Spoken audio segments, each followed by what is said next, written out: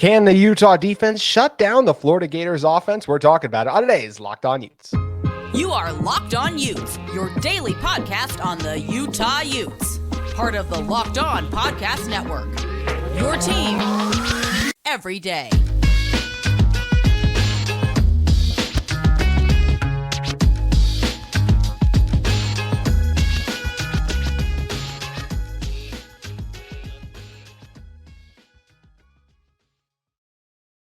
Hello, everyone, and thank you for making Locked On Utes your first listen every single day. We are available on all platforms, including YouTube and wherever you may get your podcast. My name is JT Wistcill, former intern inside the University of Utah Athletic Department. This is your first time joining our show. Make sure you guys like and subscribe. We'd love to interact with you guys in the comments as well as on social media, where you can follow our show at Locked On Utes. And I'm sure there will be a lot of people commenting, especially Florida Gators fans, because we are going to be talking about how the Utah defense is going to fare against the Florida Gators offense, and just talk about this Utah defense, what we expect from them throughout the year overall. And in order to help us do that, it's ESPN 700's Porter Larsen. And Porter, when talking about can this Utah defense shut down the Florida Gators offense, I believe they can. And when I say shut down, I do not mean like Arizona State versus Jaden Daniels, like they're going to pitch a shutout at home. I don't see that happening. But this is a team, I believe, that they can hold this Florida Gators offense under 20 points. It's something they've done to prolific offenses in the past overall, and I don't consider this Florida Gators offense to be prolific, at least in the first game with all the new pieces. And I don't think Graham Mertz has ever really been described as prolific at any point in his career overall. So I do believe they'll hold them under 20. I believe they'll hold them under 30, and I think they're capable of holding them under 20. If you look at the game last year, Florida scored 29 points, 7 in the first quarter, 7 in the second, none in the third, and then 15 in the fourth quarter. In 8 drives, they scored 4 touchdowns overall. I just don't see them scoring 4 touchdowns against this Utah defense that has been really strong at home. In fact, in the last 4 full college football seasons, this is a team that's only given up 30 points or more at home one time. That was to USC last year. Billy Napier ain't Lincoln Riley, and Graham Mertz is definitely not Caleb Williams. So I really like the matchup that this Utah defense has overall, and think they're in for a much better season opening performance than they were last year, Porter. Yeah, I think that's the key, right? Is you're facing a completely different Florida team than you were last year. Now, some of the personnel is remaining, but when you change from Anthony Richardson to Graham Mertz, it's going to change your playbook. It's going to change the way you approach the game. And even with Anthony Richardson, last year was kind of an outlier for some of the things he did, right? Florida just ran the ball down teams' throats last year. That was the only time they really found a whole lot of success on the ground. Both of their main running backs in Trevor Etienne and Montrell Johnson finished the year with 5+ yards per carry. So all the attention went to Anthony Richardson, rightfully so. He's now an NFL quarterback, but now you kind of have to shift your focus if you're Utah. And you got to realize that Florida's going to try to slow this thing down. They're going to try to take the air out of the football. They're going to try to do what Utah usually tries to do, right? At least in historical sense. And yeah, like you said, I don't really have any concern about Utah having the personnel being able to defend that, just because we can go through the depth chart, JT. I've identified almost like 5-6 deep at every position for Utah. I'm not even exaggerating there. The defense is really deep. There are a couple positions where I have questions about the dynamic and how it's going to fit, but the personnel is there. This is as deep as I've seen a Utah defense ever. I think there are some X factors, some guys that you look at the defensive end and the safety position where you kind of wonder how that dynamic works, but you don't have questions about the actual personnel in the room, right? So it's a matchup where I do think the stylistic matchup between Florida and Utah, it may, I don't know if you want to say it favors Utah, but it's one where it's not something that's completely out of their comfort zone. And as you mentioned, last year, bunch of freshmen, bunch of first-year guys, bunch of players that are just learning Morgan Scalley's system. We talked to him. We talked to Sharif. Just got off the phone with Coach Witt doing our preview interviews here at the station. And that's not the same question going into this year, right? Lander Barton, you go down the list, Karenni Reed. There was a lot of underclassmen who you could tell had a lot of potential. That was never the question there. But early on in the year, there was a lot of second guessing and still learning the defense. And specifically on the defensive side of the ball, you can't be delayed by the thought process, right? You have to be so reactionary, so quick thinking that there's not that even fraction of a second delay. And this, from all accounts up on the Hill, we haven't been able to watch as much, of course, as we'd like to. But from all accounts up on the Hill, they're much further along in that process week one this year than they were week one last year. And, of course, having the upperclassmen, having the guys that have been in that room before certainly helps that. But like I said, I really do think it's more, JT, about what Florida does. Can Graham Mertz get the ball down the field, right? They're going to come out and probably run the ball 30, 40 times. I really do see Florida doing that. So the question is, those 5-6 times over the course of the entire game where they try to stretch the field, can Graham Mertz connect on that? And that's the real question mark to me, because I don't have many questions about the Utah defense, at least as far as concerns on that end.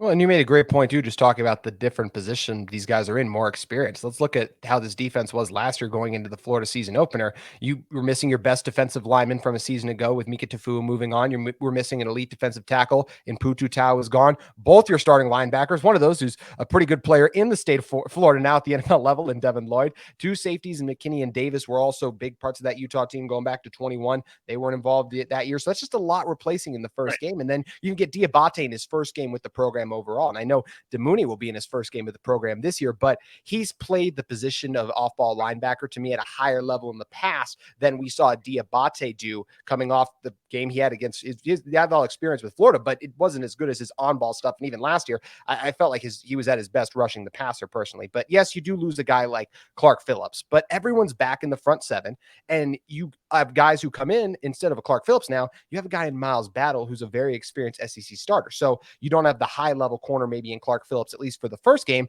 But look, Ricky Pearsall, he's all right. He's a decent college receiver to me. He's not one of the receivers in college football. Like, you don't need a Clark Phillips, in my opinion, there. And then you look at the other guys, right? Like, you lose RJ Hubert off this team with the level Sione Vaki was playing at the end of last season. I expect him to pick off where he left off and have a very strong start overall. So this Utah defense is really only replacing 3 guys overall. And I really think 2 of the 3 are an upgrade. And the only one that's not would be the Clark Phillips loss. And I think when you're talking about that again, Miles Battle's a quality starter who's done a lot of things. And this defense struggled with some of the freaky things that Richardson can do in a very uncharacteristic, poor tackling performance overall. And I just think they've had a lot of success when you look at their history against quarterbacks like Graham Mertz. This is a Utah defense that's only allowed 16.5 points per game at home last year. And why should I expect a worse performance from them when they've been so strong at home? They have so many returning guys back. And once again, they've just been really good at home outside of the game in which they played the reigning Heisman Trophy winner from last year. So I don't expect Florida to score more points on the road than they did at home, even if they think that Graham Mertz can make this passing offense a little bit better. So I do think, will Florida score more, a little bit more in terms of like more than that 16 points per game average? I do agree with that, but I do think Utah is going to end up holding them under 29, Porter. And I'm with you there. I think this is a lower scoring game than we saw last year, at least on Florida's end. I don't want to give away my pick in this one, at least not yet. But you mentioned, Ricky Pearsall on the outside. He's more of a slot guy, right? Not Britton Covey, but they use him in that way where they throw him around in the slot as the X receiver on the 3-man set on the outsides, right? They throw him in a lot of mesh routes and get him at the sticks rather than trying to look downfield. So you don't necessarily have that big body outside number 1 wide receiver threat that you're super concerned about. Douglas is closer to that than Pearsall, but for that reason, I think that Utah is pretty well suited. I mean, you go through the cornerback room. You mentioned trying to fill the void of Clark Phillips. I don't know how you really replace that kind of production, but you have multiple guys in there that have been near all conference level production. And Travis Broughton, Kenzel Lawler. You bring in Miles Battle, who has SEC experience, and we hear good things about him. I don't have concern there as much as Utah early on controlling the run and not having the tackling issues that we saw early last year. I think that's really the X factor to this game is can you come out more crisp, more polished than you did week 1 of 2022? Because that was really the decider in the game was, Utah, the scheme worked. They had guys broken down. They were in position, and they just whiffed, man. Missed tackles. I have never seen Morgan Scalley's defense miss that many tackles as we did in the Florida game. Now, something to be said for Anthony Richardson, Pearsall, Travis Etienne, right? These are guys who, what they do, how athletic and dynamic they are, is going to lead to some more broken tackles. But you have to be able to break down. You have to be able to keep them in front of you.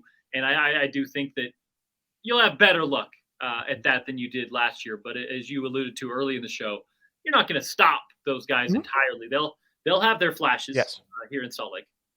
Yeah, Utah, what was it, 27 missed tackles, Porter, last year?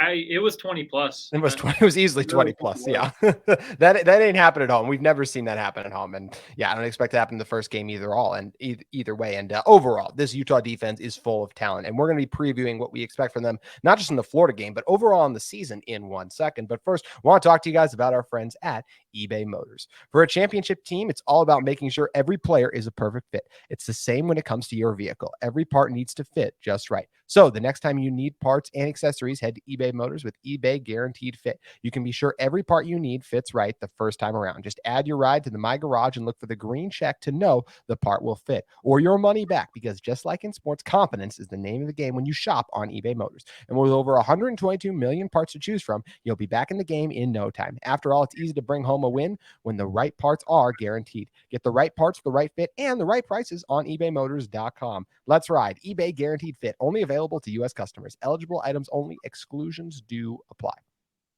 All right, Porter, when talking about this Utah defense and one of the matchups that's going to be key for them against the Florida Gators with what we expect to be a very strong and stout offensive line, I'm curious how they'll come together. A lot of new pieces to be playing together in the first game in what's going to be a ruckus environment in Rice-Eccles Stadium overall.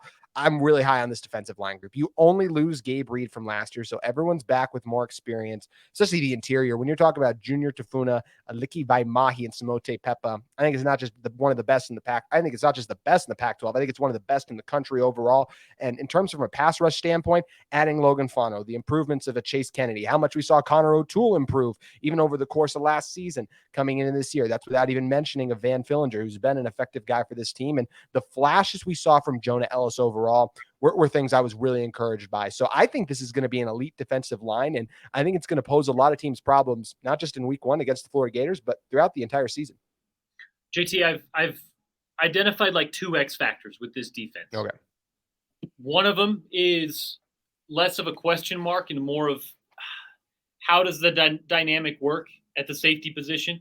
Obviously, Cole Bishop isn't a question. Sione Vaki isn't a question. You bring back Nate Ritchie. You've got the personnel there. My question there is all of those guys kind of look like a typical strong safety. Play up in the box, or that physical presence. So I'm curious to see, and Morgan told us not to worry, right? They have the guys that fit this role. But I'm curious to see who provides the range, the center fielder, right? Who kind of plays that role, and you're still always going to bring a physical presence and play up and get to the line of scrimmage. But that's one of the X factors. The other, back to your point, is at the defensive end position. Again, don't have a question about the personnel, not the bodies in the room. You mentioned Van Fillinger coming back from injury. Connor O'Toole in his second year now playing the position at defensive end. You bring in Fano as a freshman. Jonah Ellis started to flash late last year. And Chase Kennedy, we've heard a lot about over the course of the offseason. He looked really good in the spring. Yes. You have the bodies there. But, JT, the common denominator with, if you go back through Utah teams of past, the common denominator on all of the elite units, right? We're talking top 5 or 10 in the country, because I think this team can get to that level. Elite units in Utah football history have had a true edge rusher pass threat who can collapse one side of the defensive line or the offensive line and wreck your quarterback's process, right? His 3-step drop, his timing. If you can do that every other snap with one guy, it completely changes the way you call a defense. And it completely changes the way you can approach your pass rushes, your blitzes, if you're Morgan Scalley. Sometimes you don't have to send a blitz because your 4 guys are doing it, right? Who surfaces as a Bradley Anai, as a Mika Tafua, as a Nate Orchard off the edge? Because if you can get a double-digit plus sack guy this season, it opens up the playbook. And when that happens for Morgan Scalley in a defensive unit that has what I think to be a really, really deep interior defensive line, linebacking unit, and defensive backs, if you can find that X factor on the edge, JT, I think this is a defense that has an opportunity to be, again, one of the best in college football. Not just the Pac-12, but again, back to their level as a top 10 unit in the country. So those are the kind of the 2 X factors I've zeroed in on. And again, I think they have guys that are there, right? They have the potential, they have the bodies. It's just kind of figuring out now how that dynamic works. Yeah, I totally agree. On your point about kind of the secondary that you were mentioning, and you said it yourself, like, we're really high on Sione Vaki. We're really high on Cole Bishop. We're high on Nate Ritchie. I'm curious to see this. We've heard he's getting back up. We've heard he's been good in fall camp. We just haven't really been able to see it after what was kind of working his way back up in the spring. So curious of what he brings. And yeah, it's just so nice when you lose a guy like Clark Phillips to have 2 corners backs from last year who played at such a high level still in JT Broughton and Azamiah Vaughn. And I've said this before on my show. I know that there were games where Utah got gashed in the passing game, but I felt like that was so much more a reflection of not being able to bring down a quarterback and having to cover for extra amounts of time rather than secondary struggles. And versus that pass rush improved over the course of the season, the reason I expect that group to be better. But it is going to be interesting to see who becomes that edge guy.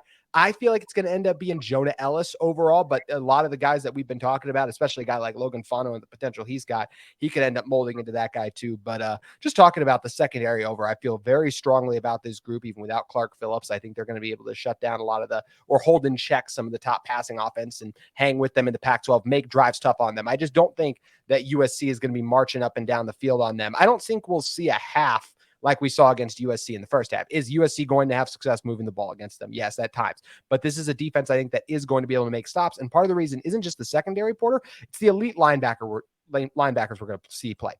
Lander Barton, we've talked about it before on this podcast. You and I are about as high on him as anyone I know in the Utah media. I think he's going to get off to a great start against Florida after what was a tough position for him to be thrown into last year. Leavani Damuni, the experience he has and the level he's played at against Pac-12 teams, is going to transition right away. And Karene Reed being one of the leaders of this team overall, I think he's going to make a big impact too. So just this Utah defense really does have the potential to what you said, be a top 10 unit because of how much talent's there.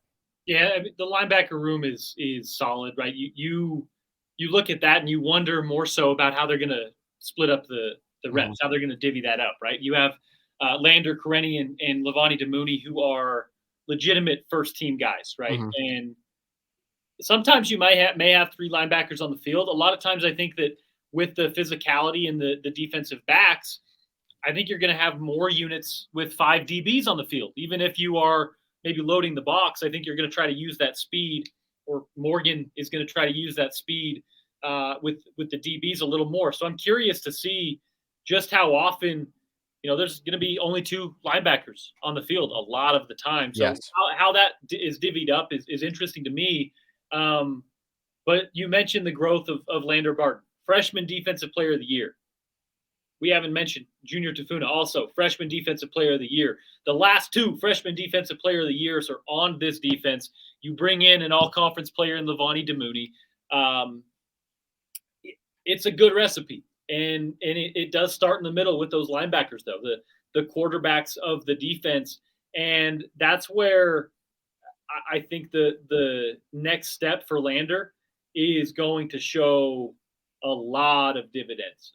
I had a short chat with his brother Cody this offseason, and he said, I've seen something click with him mentally, right? He's always there. You go watch him play. He's a bulldozer. He's always had that. and he's always been a film junkie.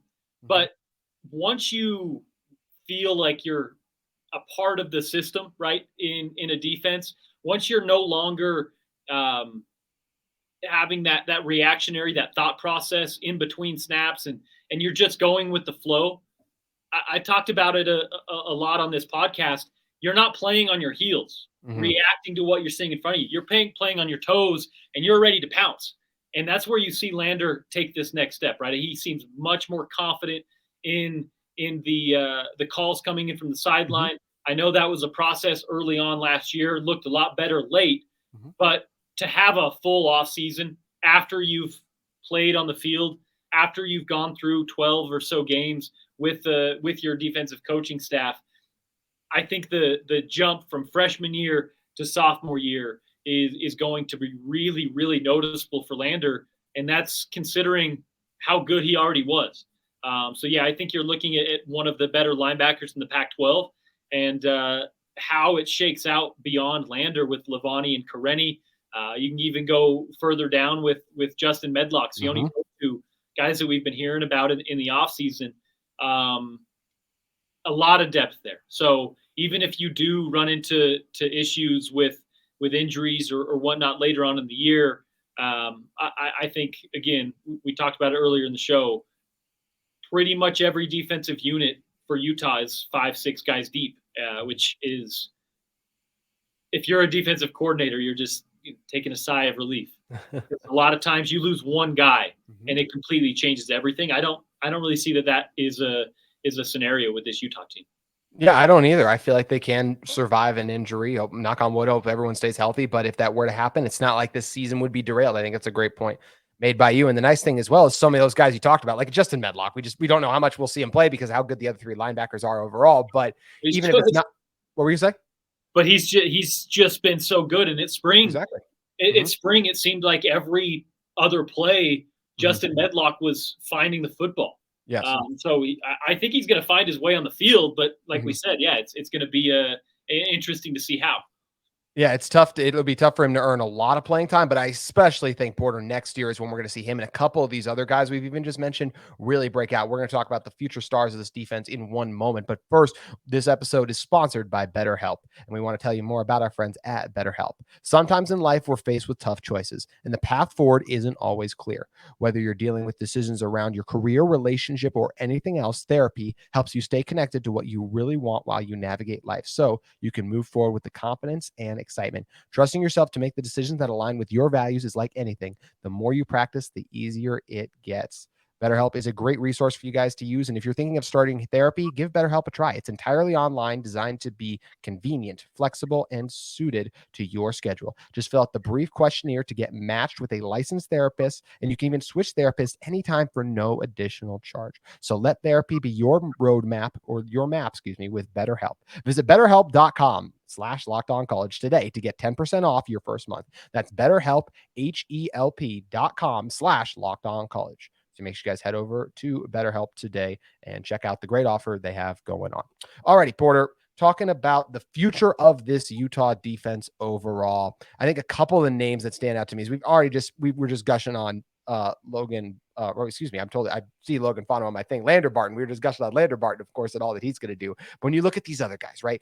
Chase Kennedy and what he provides, I think in the future off the edge, I think he'll flash this year, and then next year especially is when we could see him have a dominant type of season. Justin Medlock and Barton together in the middle is going to be special to watch overall too. There's a lot of young defensive tackles on this roster that might struggle to see playing time because how good the big three are that Utah has overall. But even Vaki is going to be back next year too, and he could be a revelation in the secondary. And guys like Smith Snowden, the CJ Blocker, who we've heard Smith Snowden is going to be on the depth chart, the 2 deep when it comes out overall. He seems like a guy who's in a bigger position to grow too. So Utah will be making the transition to the Big 12 a lot of crazy offenses and kind of the things the Big 12 provides overall in general. And I think they're going to have the defensive talent to hang in there because I think there's a lot of future stars at the collegiate level on this roster. You mentioned kind of the names that I was going to go through, but it doesn't stop there, right? Yes. Especially the defensive tackle position. We've heard, of course, Junior Tafuna was a freshman defensive player of the year. He's now into his upward classmen. You have Samote Pepa, Aliki Vimahi, We've heard things about David Tavita Fotu from Coach Witt, Keanu Tanuvasa. There's, again, 6 defensive tackles that I feel comfortable putting on the field tomorrow, right? When you have that many, they can all flash, because at that position specifically, it's a little different how they rotate, right? Morgan may make a defensive tackle rotation every few plays. And you see Utah sometimes mess with the clock, mess with it a little bit there. It's kind of fun to watch the strategy of how they run defensive tackles in and out. But when you've got 6 of them and they're ready to go, that's a real benefit. And again, looking forward, 3-4 of those guys are underclassmen who will be here in the next 3 or 4 years. I really like that you bring up Chase Kennedy. I think that a couple years from now, probably when you look at him, the defensive end position, again, one you're going to rotate a lot. But Logan Fano is a freshman who I think he may not start. I think it's probably going to be Van and Jonah, Connor O'Toole as well. But you're going to see Logan Fano getting a lot of reps just because of how instantly he's taken to the defensive end position at this level. You can't keep that kind of talent off the field. We talked about it. Who is going to be that edge guy, that true pass rusher on 3rd and 10? Who's coming at the quarterback? You used to, Bradley and I, you were watching him on 3rd down. You'd zoom in on the television and just watch number 6. Who is that guy? Logan Fano is showing flashes of that. Can he do it as a freshman? We're not sure. But as a sophomore, as a junior, as we project forward, like you asked in this question, that's really exciting to have. And then at the cornerback and defensive back positions, I'm curious to see. The coaches mentioned Smith Snowden will be in the deep, likely that comes out. We're releasing this tomorrow. This will come out on Thursday, so it should come out. So you're going to get the depth chart today, probably. If he's on that 2 deep, that means he's at least caught up to or past one of Zemiah Vaughn or Kenzel Lawler or one of those corners who already have a lot of Pac-12 experience. Now, those guys will all still get reps. But if you're, Smith Snowden and you're already breaking into the 2 deep in a cornerback room that starts with Travis Broughton, Miles Battle, Kenzel Lawler, Zemiah Vaughn, Fabian Marks, these are guys who have all played decent Pac-12 football. If Smith Snowden is already breaking into that room, be excited for what he can bring in the next couple of years for sure. It is really exciting, and it's just so exciting that Utah football is back literally a week from today at the time you guys are listening to this. And Porter, that means we'll have Thursday game day. And where should people head over to if they want to get the full Utah football game day experience? Yeah, we'll be live 4 hours from kickoff. As you guys know, we'll be live all day. If Utah football is playing, tune it in the morning, and we'll be going live. It'll start 2 p.m. My pregame show with Nate Orchard. Speaking of the X Factor on the edge, Nate Orchard will be joining me this season. We'll be live at a Jersey Mike's location near you. I think we'll actually be just north of Salt Lake, and we'll be live from there for the pregame show, and then of course making our way up to the tailgate afterwards to get to the ESPN 700, the Smiths tailgate that'll be out there. Say hello to everybody, and then of course kickoff. Man, I'm really excited for it. A week away, JT. It seems like we've been waiting forever, but again, it also seems like it's flown by just how quickly it's gotten here and how close we are. I'm excited for it. Can't wait. It's going to be a lot of fun. I can still remember driving back from the Rose Bowl with my friend, through Vegas. I'm like, man, we got to wait so long to Utah football. And now just a week away. Doesn't seem like that much time at all. Porter, thank you for joining us. Thanks, JT. That's going to do it for today's edition of Locked On Utes, but we'll be back with you tomorrow for more Utah football related content.